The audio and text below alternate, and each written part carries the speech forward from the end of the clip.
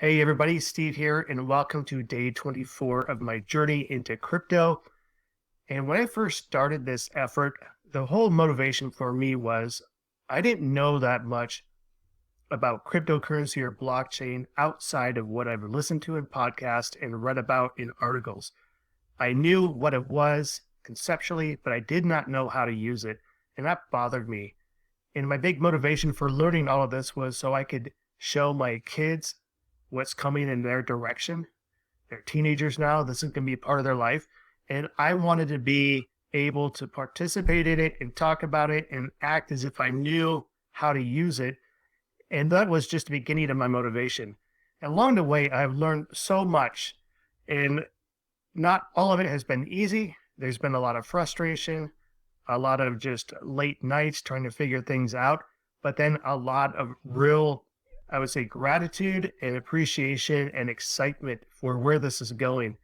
And I wanted to distill down 5 things for people to keep in mind. If you're interested to learn more, I think these 5 things are going to be really important for you. And I want to encourage you to take the dive in and start learning as well, because this is not going away. So here we go. Let's get into the 5 things that I think you need to know about crypto and blockchain as a newcomer, especially if you're in my situation where you have a family and you want to be prepared and you want to be thinking about how do I use this right now and into the future. So here we go. Number 1, it's complicated. There's no getting around it. There is so much to learn. You've got multiple chains, you got multiple wallets, there's incompatibilities. Certain currencies don't work on certain chains. You've got all this terminology like tokens and NFTs. There is a lot to learn, and it can be intimidating. I think the only thing that really solves this is time spent participating in doing things. You really need to get in and just start doing some transactions, for example, and a lot of this complexity will start to go away, or at least it won't seem like a barrier to entry. So it's worth knowing that going in, it's going to be complicated. It's not going to get less complicated for a while at least, but it can be overcome just by practicing, and you have to just start. Number 2, and this is what drives me nuts. The terminology and slang are confusing. Those terms that you would never use in everyday conversations, like fungible, yet when we get into the world of crypto and blockchain, that word is a staple when we describe what an NFT is. Nobody ever says that word, let alone writes it down. There's all these other terms like staking and mining, and you have to learn what that means. And nobody's really good at explaining it. The ones who really know it explain it in a very technical way that just invites more confusion. But you get an idea for what it is, and you can participate in the discussions. And when you start actually doing the participation, you start to understand what it really means. But it's at the heart of how some of these blockchain works. Then you have the complex decentralized finance terms like liquidity pools and swaps. And if you're in finance right now, these won't seem daunting. But if it's new to you, this is one of the first applications you'll be exposed to, and you'll see all of these terms right away. And there's a lot of people online who teach you how to take advantage of liquidity pools and swaps and mining and staking and those type of things.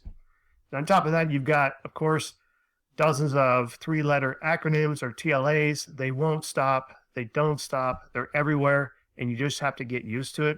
But again, after a while, you start to get comfortable with it. And then the backbone of the technology itself, the blockchain. They talk about how each blockchain is architected. So there's proof of stake, there's proof of work, there's validators, and then there's the slang. A perfectly good word like hold is now hodl because somebody got drunk and wrote about it on a discussion board and it became a meme. So instead of using the word hold, people use hodl and they expect everybody else to understand it. So it's dumb, but it's utilized. So there are lots of situations where you're going to run across slang and you're expected to know what it is. And there's a culture of its own that you cannot escape. And it's probably not going to change because that's the culture of this independence and decentralized world that they're moving into. So there are no rules. So it's frustrating and dumb, but at the same time, you can admire where it's coming from because it's coming from this world of innovation. And of course, it is super risky. Number one, it's easy to make a mistake. So you can try to transfer money from one wallet to another. And if you're not careful or just doing things the right way, you can make a mistake and lose that money. It's easy to spend money because you have a wallet that's attached to your browser in your phone, and you're not really counting money like you would in your wallet. So you don't really recognize it's there, but it's easy to buy something like an NFT. And there are fees on top of that. And of course, there are lots of scams. And I haven't run across any myself. I can see how easy it is to fool somebody into thinking that they're on the legit site, and you put your wallet address in there and they connect to it. And there are ways for them to induce you to send money over, and you think it's for a legit purpose, and it's just going into their wallet. Once you send money away from your wallet into somebody else's wallet, you cannot get that back. So there are no referees, there is no help desk, there's nobody to call. You can whine and complain, but there's nowhere to go. That money is gone. And of course, there's tons of volatility. So it's risky, and there is a lot of diligence that is required, and not much you can do about it if you make mistakes, if anything. Number four is super technical. Right now, it's the early adopters still, and we've even gone from a few years ago, it was the super early adopters. You'll see them on the internet. They talk about how early they were when they bought Bitcoin, or how early they were when they bought Ethereum, and they'll use that as their badge of honor. Yet it's still very early. So the people who are participating tend to be technical. The documentation is written for people who are developers, or they're already educated in the vernacular of cryptocurrency and blockchain. So the audience that is participating now, they tend to be technical. So it's difficult to navigate around that. However, despite all these things I've been talking about, this is going to be very powerful. It's growing, it's legitimate, it's solving real world problems, it's growing and maturing every day.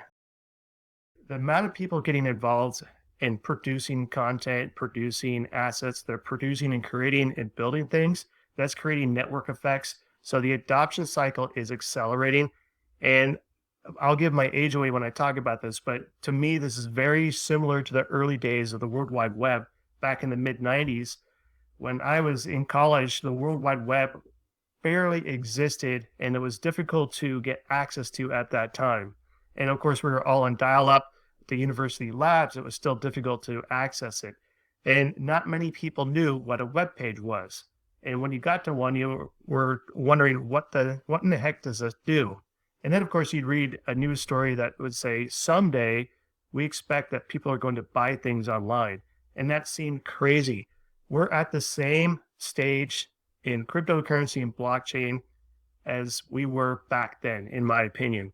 And what we don't know is where this is going to go and where it's going to take us. So that is the adventure that we're involved in. So I encourage you, get involved now. And if you're interested, don't wait. All the things I talked about are the scary things, but they can be overcome just by you getting started. So start simple. Learn small bits at a time. Get an account and put some money in it. It will take some money, but you can't get over that.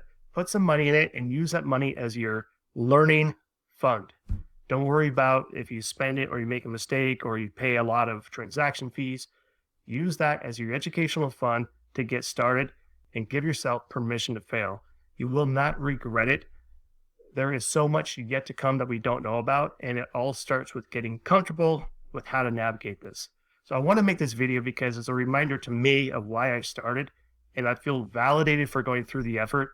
And I know this much more than what I did at the beginning in terms of what's left to overcome. But if I would never take this step, I would never be where I am now and understanding what I know and knowing how to navigate. So all those things that were complicated at the beginning are much less complicated. And I'm able to do so much more and actually meet with people and have discussions and participate in all sorts of projects that I had zero involvement or zero exposure to when I first started. So I hope this is helpful for you. If you've been thinking about getting involved, just start. There's nothing more you can do. Just begin. Go to Coinbase or Binance or any of the other central exchanges and start your account now and just get comfortable right there. And then It's up to you. You'll find something to do and it will be fun. All right. That's it. Talk to you soon.